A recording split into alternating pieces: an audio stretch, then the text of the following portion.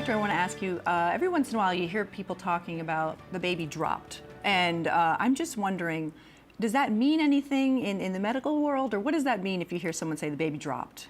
That's a good question. We get that question all the time in our office as well. Basically, for the medical professional, that means the baby is engaged in the pelvis, that the head is at a low enough in the pelvis. It can cause a little bit more discomfort for mom, a little bit more aches and pains in the joints and in the pelvis. But it doesn't necessarily mean that labor is upon them. It really can happen a few weeks before labor occurs, and it can happen certainly just during labor. It doesn't necessarily have to happen ahead of time. Okay, that's good to know. Now, doctor, of course, you mentioned contractions, kind of a big sign of labor. I think most people know that. But we also hear about Braxton Hicks contractions, sometimes referred to as practice contractions. And I'm wondering, is that a valid term?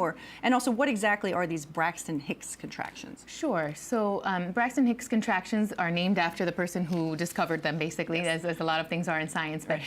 They basically are a way of the body and the uterus kind of practicing and getting ready for labor. They don't really necessarily get the cervix ready, but they just kind of get the receptors and the hormonal milieu ready for labor. They're typically irregular, so they do not come at consistent intervals.